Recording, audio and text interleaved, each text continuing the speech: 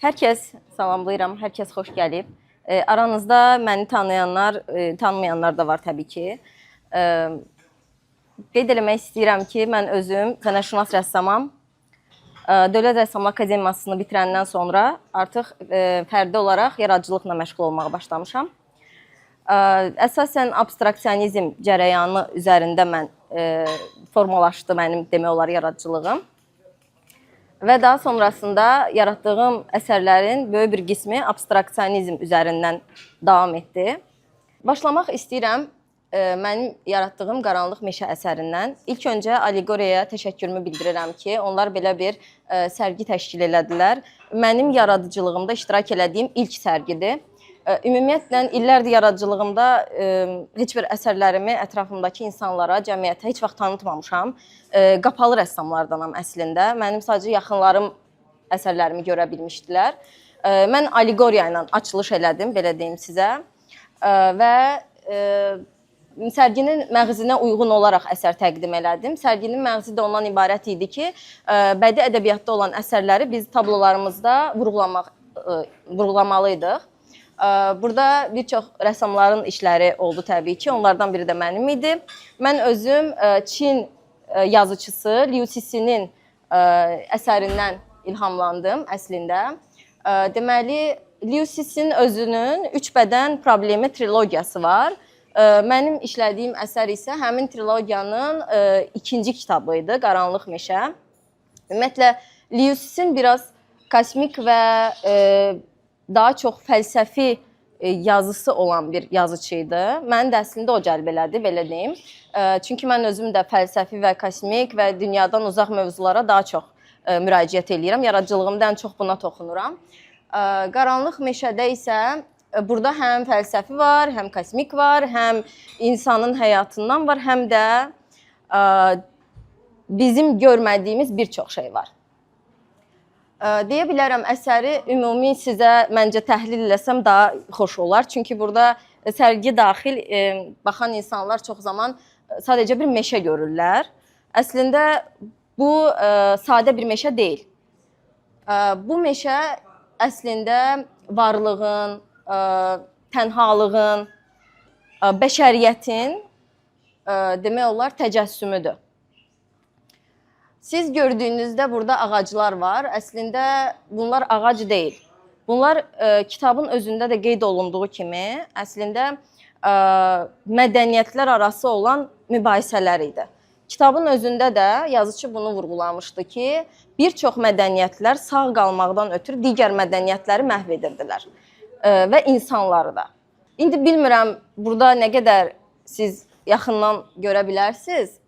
Əsərin arxa fonunda əslində qeyd elədiyim kiçik insancıqlar var. Həmin o kiçik insancıqlar əslində yazıcının qeyd elədiyi mədəniyyətdə yaşayan insanlar idi. Və onlar sağ qalmaqdan ötürü bu ağacların budaqlarına qalxmağa başladılar. Biz həyatda da bunu yaşayırıq əslində. Belə deyim sizə, sağ qalmaq üçün susmalısan. Bu cəmiyyətimizin problemidir hal-hazırda. Əgər yaşamaq istəyirsənsə, ölümdən uzaq olmaq istəyirsənsə, susmalısan. Meşənin də səssizliyi bu idi əslində.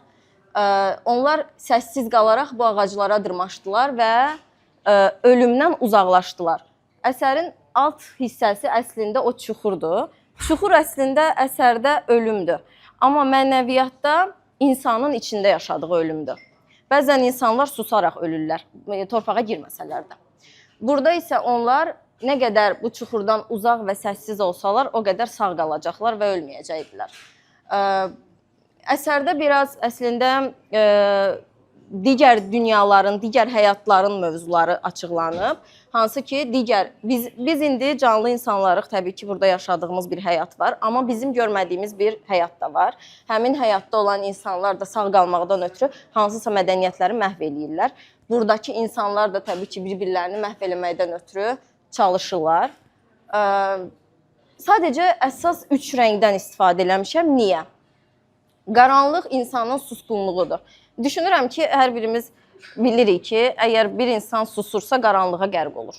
Əsərimdə qaranlıq əslində insanların, orada yaşayan insanların susqunluğudur.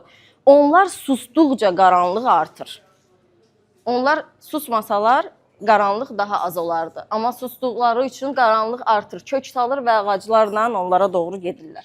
Daha sonra isə burada qırmızı rəng var. Qırmızı rəng qorxunun, ehtirasın, həyəcanın rəmzidir əslində. Bir tərəfdən də cinayətdir. Bir-birlərini öldürdüklərinin cinayəti deyil əslində. İnsanlar öləndə, orada bir-birlərini öldürəndə burada qan axmır. Qan insanın içində özünü öldürdüyündə içinə axıtdığı qandır əslində. Həmin o susduqca içinə yığılan qanlar əsərin digər tərəfində artıq biruzə verməyə başlayır və burada sadə bir qan deyil, görürsünüz ki, biraz daha qalın qatdır. Əslində o da insanların bəzilərinin saf ölümüdür, bəzilərinin isə daha ağır yaşadığı ölümdür. Necə ki, yaralar bəzən sadə kəsik olanda, əgər oradan nazik qan axırsa, çox az və saf, dərin kəsiyi olanda artıq oradan daha çox qan axır və bu qan getdikcə quruyur, daha böyük bir yaraya çevrilir. Qan hissə oradaydı. Yaşıl hissə isə insanların əslində onlara sonun xəbərcisi kimi gəlir əsərdə. Amma bir tərəfdən də ümid işığıdır. Yaşıl rəng ümumiyyətlə müqəddəs rəngdir. Dünyada bir çox insanlar bunu bilir. Yaşıl rəng biraz insana ümid işığı olur əslində. O səbəbdən insanlar ölümü də susurlar, əzab çəkirlər, amma digər tərəfdən də ümidlənirlər ki, bir gün bəlkə səslərini çıxarda bilərlər. Səslərini çıxartdıqca da o ümid işıqları artıq yanır və ağaclardan yuxarı qalxmağa başlayır. Burada səma yoxdur. Burada əslində meşənin özü bir dünya olduğu üçün o gördüyünüz rənglərin hamısı ilə səmaya bəsdir. Ona görə də mənim işimdə səma yoxdur. Və ümidi yaşıl rəngdən göstərmək istədim. Mənim üçün səma çox halda mavi rəng deyil. Mənim üçün səma daha çox qaranlıqdır. Çünki mavi buludların arxasında kainatdır və kainat qara rəngdədir.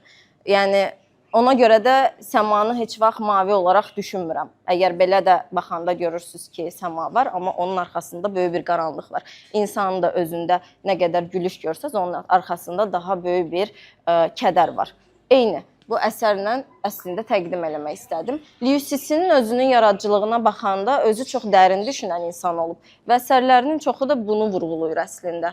O biraz düşüncələrini yazılarda ifadə eləməyə çalışıb. Mən isə öz düşüncəmi bununla birləşdirərək kətanda ifadə eləməyə çalışdım və rənglə. Yaradıcılığımda ümumiyyətlə rənglə hər şeyi göstərmək istəyirəm. Ona görə də real zəmində çalışmıram. Bir də mənim bütün əsərlərimdə insanlara verdiyim suallar var ki, bir işi yaratdığım zaman özümə də çox sual verirəm. Yəni, daimi olaraq sual verdikcə iş çıxır ortaya. Yəni, mən ağlımda bunu yaradacam deyib yaratmıram. Heç vaxt eskizindən işləmirəm. Özümə sual verə-verə əsəri yaradıram əslində. Nə qədər sual çox olsa, o qədər əsər daha dolğun və qabarıq olur. Bu işin özü 6 qatdan ibarətdir. Burada indi siz bir qatı görürsünüz, amma əslində 6 qatdan ibarətdir. Və günlərlə quruyur, üzərinə bir də əlavə olunur, quruyur və üzərinə bir də əlavə olunur. Bu o deməkdir ki, yaradır əslində. Qabıq bağlayır, qopardırsan yenə, qopardırsan yenə. Bu da əsərin əslində mahiyyətini buradan göstərir sizə. Əsərin digər kənar hissələrində neon işıqlar var. Burada isə həmin bu qaranlıq meşə kitabında bu yad planetlərdən söz açılıb. Çünki yad planetlər də bizim burada qəbul eləməsəydi, amma varlar. Onların da öz həyatları var. Əslində meşənin arxasına getdikcə onlar var. Qabaq hissəsindəki insanlardır. Bir də bu işi bitirəndən sonra, kitabı da oxuyandan sonra belə bir qəribə sual yarandı məndə. Mən bunu əslində sizə də vermək istəyirəm. Kimsə cavab vermək istəsə, cavab verə bilər. Bu insanın daxilində yaşadığı meşədir əslində. Bəs kiminsə cəsarəti varmı bu meşəyə girməyə və orada sağ qalmağa? Bax, bunu bilmək istəyərdim. Mən bu sualı özümə çox verdim əslində. Ki, mən o meşədə qalmaq istəyərəmmi? Oradan keçmək istəyərəmmi? Keçə bilərəmmi? Bəlkə heç keçə bilmədən çuxura düşərəm. cavabım yoxdur. Cavabım yoxdur və burada görürsüz bir heç nə yoxdur, boşluqdur. Mən də özümü boşluqda hiss elədim.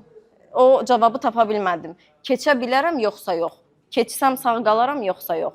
İnsanlar da özləri əslində işə baxanda çox vaxt düşünməlidirlər. Lewis-in kitabı yazanda belə bir fikir bildirib ki, deməli, mən bu əsəri yazıram, kimisə orada bədii bir sual görə bilər, bədii bir kitab kimi oxuya bilər. Digər insanlar isə özlərini tapa bilərlər. Mənə də maraqlı gəldi ki, mən bu işi bitirəndən sonra kimsə burada özünü tapar, yoxsa tapmaz. Mən burada özümü tapdım ya tapmadım bilmirəm.